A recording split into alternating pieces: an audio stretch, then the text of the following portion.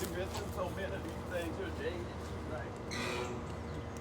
That Sunday, I went on the playground of George Washington Carver Homes, and led by John Lewis and Hosea, we marched up to the Edmund Pettus Bridge and over it, and met up a wall of policemen.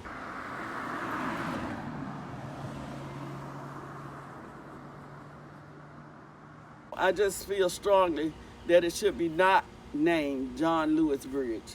John is my hero, and he hasn't stopped. He probably became the most famous person that was on that bridge that day. And that's why some people want to name it after him. But John was not from Selma. It was zillions of Selmians there.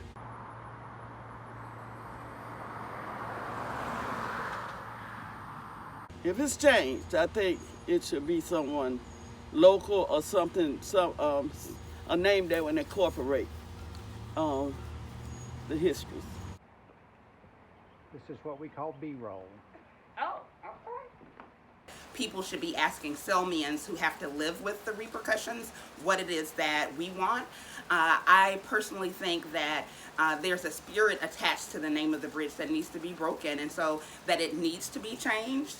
I also know that that's very complicated to do, and it can have economic repercussions.